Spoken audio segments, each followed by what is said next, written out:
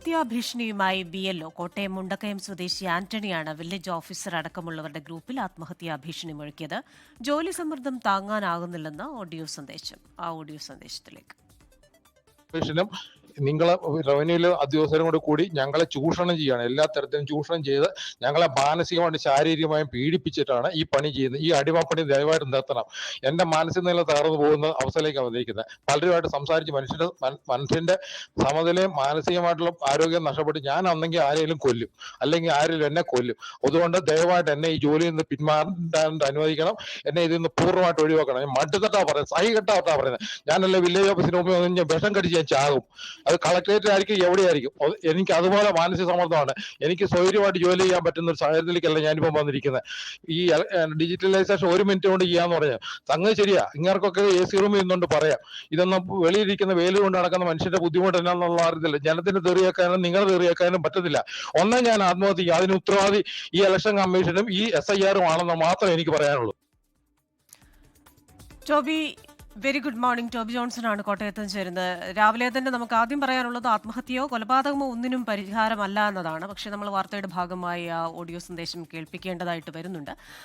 ഇവിടെ ഒരു കാര്യം, നമ്മളെ സുഹൃത്തുക്കളായ വില്ലേജ് ഓഫീസർമാരോടൊക്കെ സംസാരിക്കുമ്പോൾ ഇവരൊക്കെ നമ്മളോട് പറയുന്ന മറ്റൊരു കാര്യം, BLOമാരോട് അവരെ ഈ സമയത്തിന് ഈ ജോലികൾ പൂർത്തിയാക്കി തരണമെന്ന് പറയുമ്പോൾ അവർക്ക് മുകളിൽ നിന്നുള്ളവരിൽ നിന്ന് അവർക്ക് സമ്മർദ്ദം ഉണ്ടാകുന്നു. അപ്പോൾ ഇതിങ്ങനെ ഒരു ചെയിൻ പോലെയാണ്, ഓരോ ലെയറിൽ നിന്ന് താഴേക്ക് സമ്മർദ്ദം കൊടുക്കുന്നു. അപ്പോൾ ഇതിനൊരു പരിഹാരമില്ലേ? ഡിസംബർ 4 വരെ ഇതിന് സമയമൊക്കെ ഉണ്ടല്ലോ.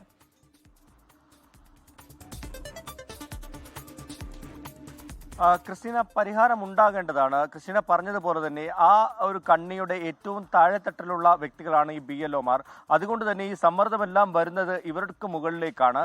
2 കാര്യങ്ങളാണ്. ഇപ്പോൾ ഇന്നലെ നമ്മൾ പുറത്തു വന്നത് ആന്റണിയുടെ, അതായത് മുണ്ടക്കയത്തെ 110 നമ്പർ ബൂത്തിലുള്ള ആ ഒരു BLOയുടെ ശബ്ദമാണ് നമ്മൾ കേട്ടത്. അദ്ദേഹം പറയുന്നത് നാട്ടുകാരുടെ ഭാഗത്തു നിന്നുള്ള പ്രശ്നങ്ങൾ, അവർ ഉന്നയിക്കുന്ന പരാതികൾ, അവർ പ്രശ്നങ്ങൾ ഉണ്ടാക്കുന്നു, കൃത്യമായ സമയത്ത് വോട്ട് ചേർക്കാൻ പറ്റാതെ വരുമോ എന്നുള്ള ആശങ്കയിൽ അവർ തങ്ങളോട് തർക്കിക്കുകയും ബഹളമുണ്ടാക്കുകയും ചെയ്യുന്നു. പല സമയത്തും ഇത് പൂരിപ്പിച്ച് നൽകാൻ പോലും പല ആളുകൾക്കും സാധിക്കുന്നില്ല. അതുകൊണ്ട് തന്നെ ആദ്യമേ ഫോം കൊടുത്തിട്ട് പോയി പിന്നെയും ചെന്ന് അത് പൂരിപ്പിച്ച് നൽകേണ്ട ഗതികേട് വരെ ഇവർക്ക്, പ്രശ്നങ്ങൾ വരെ ഇവർക്ക് ഉണ്ടാകാറുണ്ട്. അതിന് തക്കതായിട്ടുള്ള കാര്യങ്ങൾ, അതായത് ഡിജിറ്റൽ സംവിധാനങ്ങൾ പോലും ഒരുക്കി നൽകുന്നില്ല, ഇന്റർനെറ്റ് ഇല്ല, ഫോണില്ല.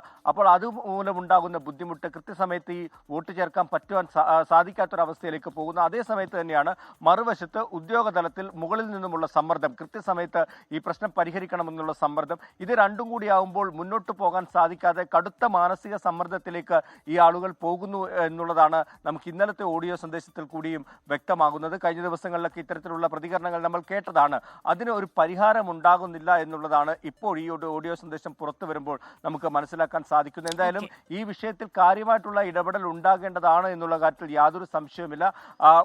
ഉന്നത ഉദ്യോഗസ്ഥരടക്കമുള്ള, ജില്ലാ കളക്ടർ അടക്കമുള്ളവർ ഈ വിഷയത്തിൽ ഇടപെടുമെന്നുള്ള ഒരു വിവരമാണ് നമുക്ക് ലഭിക്കുന്നത്. എന്തായാലും ഇദ്ദേഹത്തെ നമ്മൾ ബന്ധപ്പെടാൻ ശ്രമിച്ചിരുന്നു. ഇദ്ദേഹത്തിന്റെ ഫോൺ സ്വിച്ച് ഓഫ് ആണ്.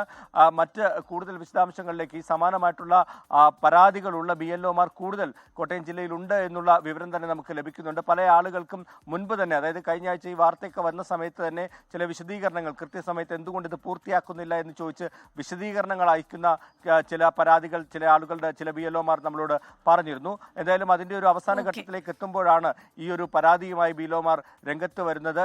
കോട്ടയത്ത് മുണ്ടക്കയത്ത് 110 നമ്പറിൽ നിന്നാണ് ആന്റണി ഈ ഒരു മെസ്സേജ്, ഒരു ശബ്ദ സന്ദേശം വില്ലേജ് ഓഫീസർ അടക്കമുള്ള ഗ്രൂപ്പിലാണ് ഇന്നലെ ഇട്ടത്.